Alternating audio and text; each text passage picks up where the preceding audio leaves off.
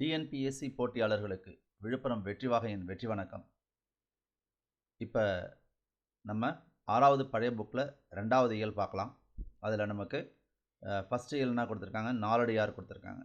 இந்த நாலடியார் என்ற நூல் 14 கீழ்கணக்கு நூல்களில் இருக்கிற ஒரு நூல். ஓகேங்களா? அறம் சார்ந்த நூல் அல்லது நீதி சார்ந்த நூல் அப்படின்னு சொல்லுவாங்கப்பா. சரி, இப்போ நாலடியார்லேருந்து நமக்கு ஒரு பாடல் கொடுக்கப்பட்டிருக்கு. நாய்க்கால் சிறு விரல் போல் நன்கணியராயினும் ஈக்கால் துணையும் உதவாதார் நட்பெண்ணாம் செய்தானும் சென்று கொளல் வேண்டும் செய் விளைக்கும் வாய்க்கால் அணையார் தொடர்பு. இதுதான் நமக்கு கொடுக்கப்பட்டிருக்க பாடல். இப்போ நாயோட கால், நம்ம வீட்டில் ஒரு நாய் வளர்ப்போம் இல்லைங்களா செல்லமா, அந்த நாயோட கால் அது ஒரு நமக்கு எப்படி 5 விரல்கள் இருக்கும், அந்த மாதிரி அது 5 பிரிவு இருக்குன்னு வச்சுங்களேன். அந்த 5 பிரிவுகளும் ஒன்றோட ஒன்று ஒட்டிக்கிட்டே தான் இருக்கும். இப்போ நம்ம கையை விரல்களை அப்படி பிரித்து காமிப்போம். ஆனால் அந்த மாதிரி என்ன பண்ண முடியாது, நாயோட விரல்களை பிரிக்க முடியாது. அது ஒன்றோட ஒன்று ஒட்டிக்கிட்டே தான் இருக்கும். அதான் நாய்க்கால் சிறு விரல் போல் நன்கணியராயினும், அந்த நாயோட கால் விரல்கள் எவ்வாறு ஒட்டிக்கிட்டு இருக்கோ அந்த மாதிரி நம்மளோடவும் நண்பர்கள் சிலர், உறவினர்கள் நம்மளோட என்ன பண்ணியிருப்பாங்க, அந்த நாயோட கால்கள் மாதிரி நெருங்கிய நட்பு கொண்டு இருப்பாங்க. ஓகேங்களா? ஈக்கால் துணையும் உதவாதார் நட்பெண்ணாம். ஈயோட கால் எவ்வளோ இருக்கும், ரொம்ப மெல்லிசாக இருக்கும், இப்படி கையால் பிடிச்சாலே உடச்சிக்கும் இல்லைங்களா. அந்த ஈக்கால் துணையும், அந்த ஈயோட கால் அளவு கூட உதவுறதுக்கு அவங்க என்ன பண்ண மாட்டாங்க, நமக்கு உதவி செய்ய மாட்டாங்க. ஓகேங்களா? அடுத்த வரி என்ன இருக்குது பாருங்கள். செய்தானும் சென்று கொளல் வேண்டும் செய்விளைக்கும் வாய்க்கால் அணையார் தொடர்பு. ஒரு நிலத்தில் ஒரு வாய்க்கால் இருக்குது அப்படின்னா அந்த வாய்க்காலில் தண்ணி போகும். தண்ணி போய் எவ்வளோ தூரமாக இருந்தாலும் அந்த நிலப்பகுதி அந்த தண்ணியை கொண்டு போய் அந்த தாவரங்களுக்கு, பயிர்களுக்கு சேர்த்து அந்த பயிர்கள் செழிப்பாக இருக்கிறதுக்கு இந்த வாய்க்கால் உதவுது. அந்த மாதிரி நம்மளுடைய வாழ்க்கைக்கு உதவக்கூடிய நபர்கள் ரொம்ப தூரத்தில் இருந்தாலும் அவங்களுடைய நட்பை நம்ம வளர்க்கணும் அப்படின்றதான் இந்த பாடலுடைய கருத்து. அப்போ இந்த பாடலுடைய கருத்தை வச்சுக்கிட்டே இந்த பாடல் எந்த நூலில் இடம்பெற்றிருக்கு அப்படின்னா நம்ம நாலடியார்னு சொல்லிட முடியும். ஓகேங்களா? எல்லாத்தையும் மனப்பாடம் பண்ணிகிட்டு இருக்க முடியாது. இப்போ நம்ம பார்க்குறது பழைய புக்கு. பழைய புக்கும் நம்ம கண்டிப்பாக பார்த்துக்கணும். சிறுக சிறுக பாருங்கள்.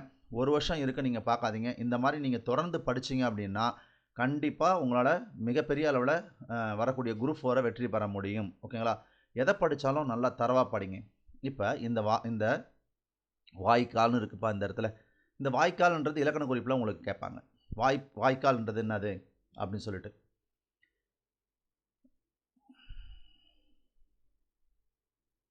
இப்போ இந்த வாய்க்கால் நம்ம இலக்கணத்தில் என்ன பார்க்கலாம்னு கேட்டிங்கன்னா, இலக்கண போலியில் வரும் வாய்க்கால்ன்றது. ஓகேங்களா? அப்போ இலக்கணம் உடையது என்னது, கால்வாய். இப்போ பாருங்கள், இந்த இடத்துல எழுதணும் பாருங்கள், கால்வாய். ஓகேங்களா? இந்த கால்வாய்ன்றது என்னதுங்க, இலக்கணம் உடையது கால்வாய். இந்த கால் அளவே உடைய வாய்ப்பகுதியில் தண்ணி ஓடும்பா. ஓகேங்களா? இந்த கால்வாய்ன்னு படிச்சிங்க, எழுத முடியல, கொஞ்சம் கஷ்டமாக இருக்குது. ஓகேங்களா? இப்போ இந்த கால், அந்த வாய்க்கால் இருக்குது இல்லைங்களா, அந்த வாய்க்காலுடைய அளவு எவ்வளோ இருக்குன்னா ஒரு நம்மளுடைய கால் பாத அளவுக்கு தான் இருக்கும். அப்போ இங்கே வாய்க்கால் என்பது இலக்கண போலி, கால்வாய் என்பது இலக்கணம் உடையது. அப்போ ஒரு இலக்கணத்தையும் நம்ம கற்றுக்கலாம் இங்கேருந்தே. ஓகேங்களா? ஓகே. இப்போ இந்த நாலடியார் என்ற பாடல் 400 பாடல்களை கொண்டது. சமண முனிவர்கள் பலர் ஏற்றிருக்காங்க. இதை ஒரு முனிவர் ஏற்றலை. ஓகேங்களா? அப்போ எப்படி இதில் கேள்வி வரும் அப்படின்னு கேட்டிங்கன்னா, 14 கீழ்கணக்கு நூல்களில் தனிப்பாடல்களின் தொகுப்பாக விளங்கும் நூல் எது? கொஸ்டின் நமக்கு புரியாத மாதிரியே கேட்பாங்க. ஓகேங்களா? கொஸ்டின் செக்டர்னால அப்படி தான் இருப்பாங்க. ஓகேங்களா? அதனால் நம்ம தான் எல்லாத்தையும் தயாராக படிக்கணும். அப்போ நான் சொல்கிறது புரியுதா பாருங்கள். ஏன்னா இந்த நாலடியார் என்ற நூலில் இருக்கிற எல்லா பாடலும் தனிப்பட்ட நபர்களால் எழுதப்பட்ட, சமண முனிவர்களால், ஒவ்வொரு சமண முனிவர்களால் எழுதப்பட்டது. ஓகேங்களா? பேர்லாம் கிடையாது. அப்போ தனிப்பாடல்களின் தொகுப்பாக விளங்கும் 14 கீழ்கணக்கு நூல் எதுன்னு கேட்டால் நாலடியார். ஓகே, உங்களுக்கு புரிஞ்சிருக்கும்னு நினைக்கிறேன். புரியலன்னா கமெண்ட் பண்ணுங்கள்.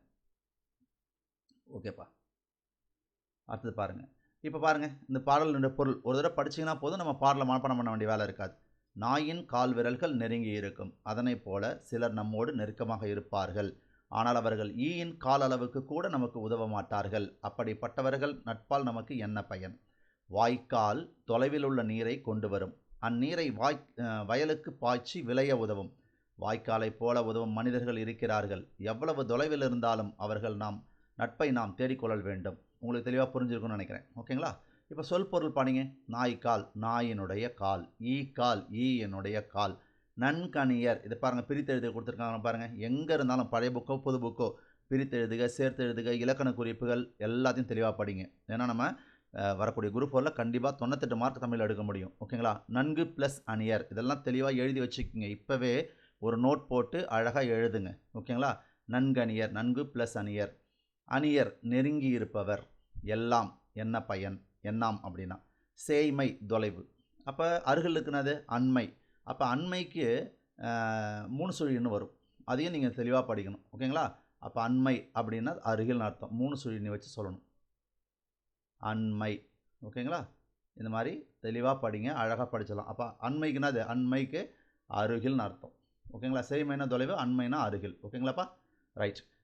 செய்யினா வயல், அணையார்னா போன்றோர். இந்த மாதிரி அறிஞ்சொர் பண்ணலாம் கொஞ்சம் தெளிவாக படிச்சிங்க. நூல் குறி பார்க்கலாங்களா? 14 கீழ்கணக்கு நூல்களில் 1 நாலடியார். நம்ம தெளிவாக சொன்னாங்களா? இந்த நாலடியார் என்பது அறநூல், நீதி நூல். மொத்தம் இந்த 14 கீழ்கணக்கு நூல்களில் 11 நீதி நூல் இருக்குது. நீதி நூல்கள் மொத்தம் 11. ஓகேங்களா? அகநூல், அகம் சொன்னால் 6. அப்போ புறநூல் 1 கூட்டினா எத்தனை வருது? 18 வருது. 11 நீதி நூல், 6 அகம், 1 நூல் புறநூல். ஓகேங்களா? இதை நான் 14 கீழ்கணக்கு நூல்களை காமிக்கும்பொழுது எதெல்லாம் நீதி நூல், எதெல்லாம் அகம், எது புறம்ன்றதை ரொம்ப நீங்கள் மனப்பாடம் பண்ணாமல் இருக்கிறதுக்கு ஷார்ட்கட்ஸ் இருக்குது, அதை நான் சொல்லித்தரேன். ரைட்.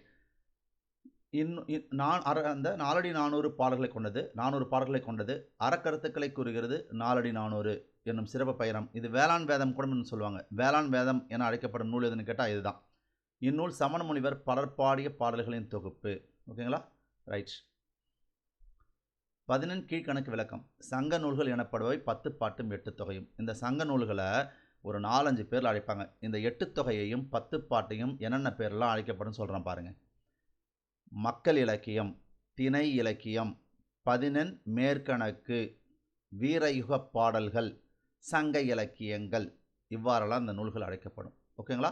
தெரியலன்னா நீங்கள் பொறுமையாக உட்காந்து இதை எழுதி வச்சு படிங்கப்பா, நல்லாயிருக்கும். ஓகேங்களா? இதெல்லாம் எக்ஸாமில் கேட்கப்பட்டிருக்கு. வீரயுக பாடல்கள் என அழைக்கப்படுவது எதுன்றதை எக்ஸாமில் கேள்வியாக கேட்கப்பட்டிருக்கு. 8 தொகையும் 10 பாட்டும். ஓகேங்களா? ரைட். 8 தொகையில் 8 நூல்கள், 10 பாட்டில் 10 நூல்கள், மொத்தம் 18 நூல்கள் இருக்குது. இதுதான் மேற்கணக்கு நூல்கள் என்று சொல்கிறாங்க. ஓகேங்களா? ஏன்னா 5 திணைகளில் மக்கள் வாழ்ந்தாங்களா, அதனால் திணை இலக்கியம். அவங்க மக்கள் வாழ்ந்ததுனால மக்கள் இலக்கியம். 14 மேற்கணக்கு, சங்க நூல்கள், வீரயுக பாடல்கள், இவ்வாறெல்லாம் அது அழைக்கப்படுது. சங்க நூல்களுக்கு பின் தோன்றிய நூல் தொகுப்பு 14 கீழ்கணக்கு. ஓகேங்களா? அதை நற்கணக்குன்னு சொல்லுவாங்க. 14 கீழ்கணக்கை நற்கணக்கு நூல்கள்னு சொல்லுவாங்க. ஓகேங்களா? ரைட்டுங்க. இதில் கணக்குன்னா எதை குறிக்குதுன்னு கூட கேட்கலாம்ப்பா. கணக்கு என்றால் நூல்கள். 14 அப்படின்றது நம்பர் 18 குறிக்குது. இது எக்ஸாமில் லாஸ்ட் குரூப் 4ல் கேட்கப்பட்ட கேள்வி. ரைட்டப்பா. இத்தொகுப்பில் 18 நூல்கள் உள்ளன. 14 என்றால் 18 என்பது பொருள். இது இருக்கா? இதை நமக்கு குரூப் 4ல் கேள்வியாக கேட்டிருந்தாங்க. இந்நூல்களை கீழ்கணக்கு நூல்கள் எனவும் கூறுவர். 14 கீழ்கணக்கு நூல்கள் பெரும்பானவை அறநூல்கள். அறநூல் எத்தனை சொன்னேன்? அறநூல்கள் 11. நல்லா மாப்படம் பண்ணி வச்சுக்கோங்க. அகம் 6, புறம் 1. இது எதுன்றதை நீங்கள் மனப்பாடம் பண்ணாமல் நான் அழகாக சொல்லித்தரேன். ரைட். அதுக்கப்புறம் இதில் கோடிட்ட இடங்கள் இதெல்லாம் நம்ம புக்கில் தெளிவாக கொடுத்துட்டோம். நம்ம புக்கை ஓப்பன் பண்ணுறேன். இப்போ பாருங்கள். இப்போ இதெல்லாம் நம்ம பார்த்தாச்சு. பாருங்கள். இதில் நன்கணியர், இது பாருங்கள் 2017 கேட்கப்பட்ட கேள்வி. இங்கே பாருங்கள். வாயினீர், வாயின் ப்ளஸ் நீர், இது டிஎன்பிஎஸ்சி 2017 கேட்கப்பட்ட கேள்வி. இந்த புத்தகத்தோடைய சிறப்பே 10 ஆண்டுகளுக்கு மேலாக கேட்கப்பட்ட வினாக்களை நாங்கள் இதில் தொகுத்து கொடுத்துருக்குறோம். இங்கே பாருங்கள். டிஎன்பிஎஸ்சி கேட்டகரியெல்லாம் பார்க்கலாம். இந்நூலுக்கு 4 என்னும் சிறப்பு பெயர் உண்டு. கேட்டிருக்காங்களா? சங்க இலக்கியங்களுக்கு பின் தோன்றிய நூல் தொகுப்பின் பெயர் என்ன? 14 கீழ்கணக்கு நூல்கள். ஓகேங்களா? சங்கம் மருவிய கால நூல்களை கீழ்கணக்கு என கூறும் பாட்டியல் நூல் இது. பன்னிரு பாட்டியல் 2014 கேட்டிருக்காங்க. அடுத்து என்ன பாருங்கள். அடிநிமிர் வில்லா செய்யுட்தொகுதி அறம்பொருள் இன்பம் அடுக்கி அவ்வகை திறம்பட வருவது 14 கீழ்கணக்கு நூல்கள் 2022 கேட்டிருக்காங்க. இந்த மாதிரி இந்த டிஎன்பிஎஸ்சி அப்படின்னு வார்த்தை போட்டிருக்கோம் இல்லையா, ஒரு பேஜுக்கு 5 கொஸ்டின் 6 கொஸ்டின், இதிலிருந்து மட்டும் லாஸ்ட் குரூப் 4ல் 55 கேள்விகள் கேட்கப்பட்டிருக்கிறது அப்படின்றத நம்ம தெளிவாக ப்ரூஃப் பண்ணியிருக்கோம். இந்த ஒரு புத்தகம் உங்கள் கையிலேருந்து நீங்கள் எடுத்து படிச்சிங்கன்னா கண்டிப்பாக 98 மார்க் எடுக்கிறது உறுதி. அது இல்லாமல் இந்த 2024 கேட்கப்பட்ட தமிழில் கேட்கப்பட்ட அனைத்து வினாக்களையும் இந்த புக்கு வாங்குறவங்களுக்கு நாங்கள் உங்களுக்கு பின்னாடி பிடிஎஃபாக அனுப்பி வச்சுருப்போம், அனுப்பி வைப்போம். யார் யார் புக்கு வாங்கியிருக்காங்கன்றதை நாங்கள் தெளிவாக நோட் பண்ணி வச்சுருக்கோம். பின்னாடி பிடிஎஃப் உங்களுக்கு கண்டிப்பாக கிடைக்கும். இந்த 2024 கேட்கப்படுகின்ற தமிழ் வினாக்களை உங்களுக்கு பிடிஎஃபாக உங்களுக்கு நாங்கள் கொடுக்குறோம். ஓகேங்களா? ரைட். இதுக்கப்புறம் இன்னும் கொஞ்சம் கூடுதல் தகவல்கள் இதில் என்ன நம்ம தெரிஞ்சுக்க வேண்டியது இருக்குது அப்படின்னா, இதை வந்து திருக்குறள் மாதிரி முப்பாலாக பிரிச்சிருக்காங்கப்பா. அறம் பொருள் இன்பம் அப்படின்னு பிரிச்சிருக்காங்க. அப்போ நாலடியார் எத்தனை பிரிவுகளை உடையதுன்னா 3 பிரிவுகளை உடையது. அறத்துப்பால், பொருட்பால், இன்பத்துப்பால் அப்படின்னு பிரிச்சிருக்காங்க. இந்த அறத்துப்பாலில் எத்தனை அதிகாரம் இருக்குன்னா, அறத்தில் 12 அதிகாரம் இருக்குது. ஓகேங்களா? பொருட்பாலில் 24 அதிகாரம் இருக்குது. அடுத்து இன்பத்துப்பாலில் 3 இருக்குப்பா. மொத்தமாக கூட்டினா எவ்வளோ வருது? 7. அப்போ இது 13பா. தப்பாக போயிருக்குன்னா 13. ஏன்னா 40 வரணும் நமக்கு. அப்போ 13, 24, ஒரு 3. இப்போ கூட்டினா வருதா பாருங்கள், 7, 10. அப்போது இதை ஞாபகம் வச்சுக்கோங்க. அறத்துப்பால், பொருட்பால், இன்பத்துப்பால். நோட் பண்ணி தயவுசெய்து உட்காந்து படிங்க. ஓகேங்களா? சரி. இதை வந்து தொகுத்தவர் யாருன்னு கேட்பாங்க. பதுமனார். நோட் பண்ணிக்கங்க. எக்ஸ்ட்ரா பாயிண்ட்லாம் கரெக்டாக நோட் பண்ணி வச்சுக்கோங்க. இந்த நாலடியாரை தொகுத்தவர் பதுமனார். ஓகேங்களா? சரி. இதை முப்பாலாக பிரித்தவர் யாருன்னு கேட்பாங்க. தருமர். நாலடியாரை முப்பாலாக பிரித்தவர் தருமர். நாலடியாரை தொகுத்தவர் பதுமனார். ஓகேங்களா? இதில் இன்னும் ஒரு கூடுதல் எக்ஸாமில் கேட்கப்பட்ட கேள்வி, ஏதாவது ஒரு நம்ம புக்கில் வேறு ஏதாவது இடத்துல இருக்கும். இது வந்து முத்திரையர்களை பற்றி குறிப்பிடுகிறது. வேறு ஏதாவது இடத்துல நாலடியாரில் நான் இதை குறிப்பிட்டிருப்பேன்.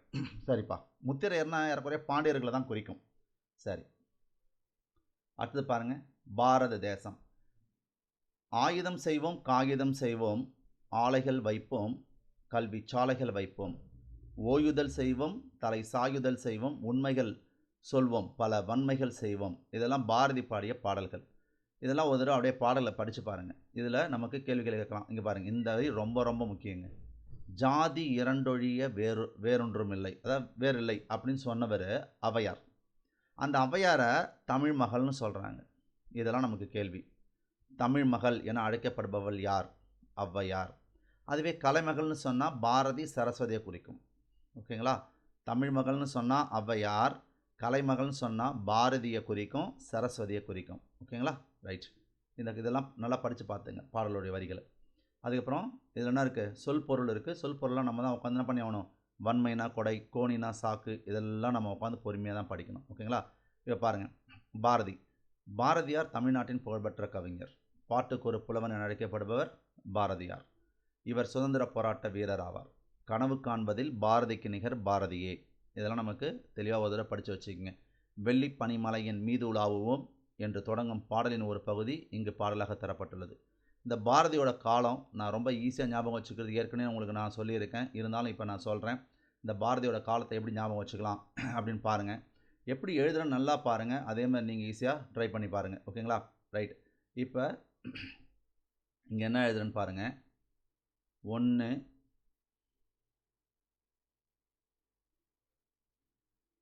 பாருங்கள். 1 2 இங்கே போட்டிருக்கிறது. அதே 1 2 தான் இங்கேயும் எழுத போகிறேன். 1 2. ஆனால் இங்கே 2 ஸ்பேஸ் விட்டுருக்கு. கொஞ்சம் ஸ்பேஸ் விட்டுருக்கு. அதில் என்ன பண்ண போகிறீங்க? 8 2 8 போடுங்க. அப்போ நமக்கு என்ன கிடச்சிச்சு? இயர் கிடச்சிச்சு, மந்த்து கிடச்சிச்சு. அப்போ 12க்கு முன்னாடி இருக்கிற நம்பர் 11. இப்போ பாரதியோட பிறப்பு கிடச்சிச்சு. இப்போது இதை கூட்டுங்க. 1 2 கூட்டினா 3. ஓகேங்களா? ஏன் கூட்டுறேன்னா நான் உங்களுக்கு சொல்கிறேன் பாருங்கள். 1 2 கூட்டினா 3. இதுலேருந்து கழிக்க தான் முடியும். ஓகேங்களா? எனக்கு கூட்ட முடியாது. அப்போ கழிச்சா நமக்கு என்ன கிடைக்கும்? 9ன்னு கிடைக்கும். பாருங்கள். அப்போ 9வது மாதம் அவர் இறந்துருக்கார். அதே 11 தான். தேதியும் பிறப்பு வந்து தேதி 2 1. இவர் 39 ஆண்டு காலம் வாழ்ந்தார். இது கூட 39 கூட்டினா உங்களுக்கு ஆன்சர் கிடச்சிடும். ஓகேங்களா? இப்போ கொஞ்சம் தெளிவாக எழுதுகிறேன் பாருங்கள். 1 2 போட்டுக்குங்க. இங்கே 1 2 போட்டுக்குங்க. அடுத்தது 2 8 போட்டுக்கிட்டிங்களா? இதுக்கப்புறம் 12க்கு முன்னாடி இருக்கிற நம்பர் 11. இந்த 1 2 கூட்டினா எனக்கு 3. இப்போ இதை கழிக்க தான் முடியும். 9. இப்போ பாருங்கள், இது 39 ஆண்டுகளாம். அப்படி இங்கேருந்தே ஆன்சர் எடுத்துக்கலாம். அவர் 39 ஆண்டுகளும் வாழ்ந்தார். இதை கழிச்சா நமக்கு என்ன கிடைக்கும்? 1921. இங்கே பாருங்கள், தேதி 2 1 தான் அவருக்கு. அப்போ 11/9/1921. இந்த டேட்டை மறக்கவே முடியாது உங்களால்.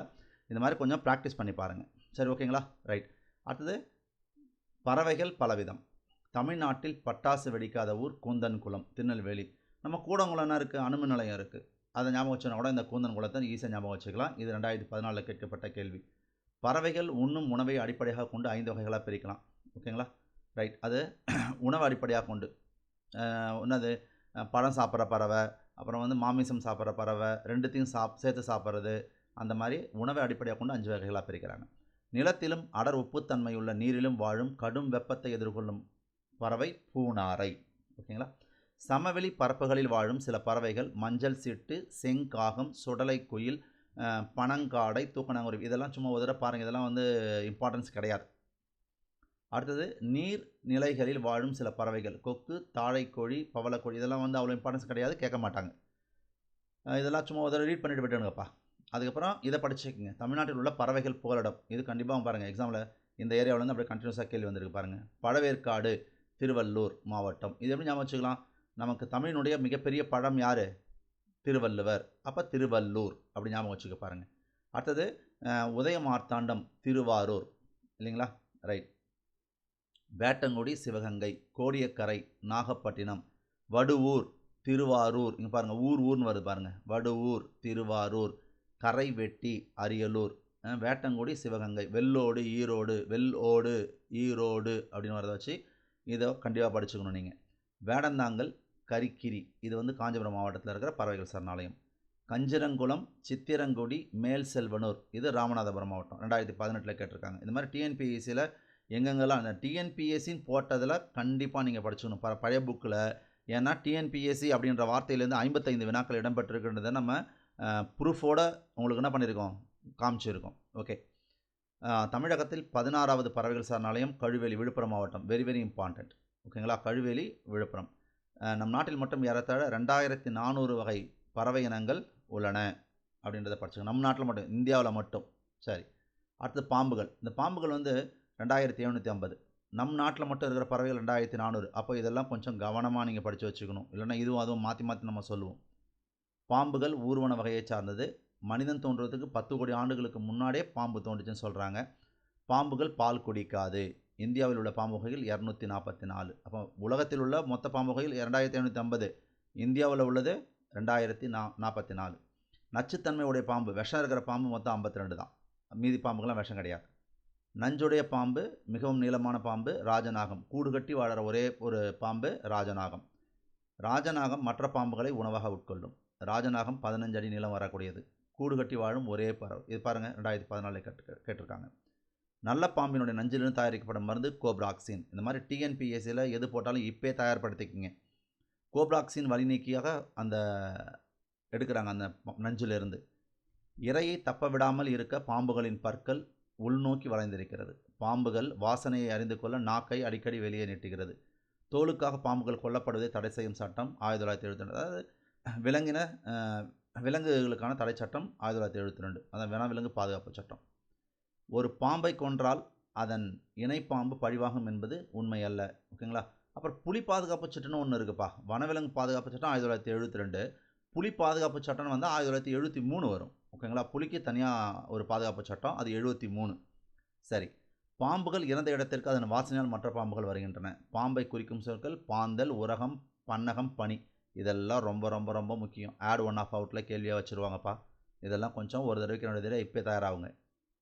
அடுத்தது 3வது இயல். ரைட், நாளைக்கு பார்க்கலாம். ஒரு நாளைக்கு ஒரு இயல் உங்களுக்கு கொடுத்துட்றேன். எங்களோட சேனல் உங்களுக்கு பிடிச்சிருந்தால் சப்ஸ்கிரைப் பண்ணுங்கள், உங்களோட ஃப்ரெண்ட்ஸுக்கு ஃபார்வர்ட் பண்ணுங்கள், கமெண்ட் பண்ணுங்கள், ஷேர் பண்ணுங்கள். ஓகேங்களா? லைக் பண்ணுங்கப்பா. தேங்க்யூ. All the best.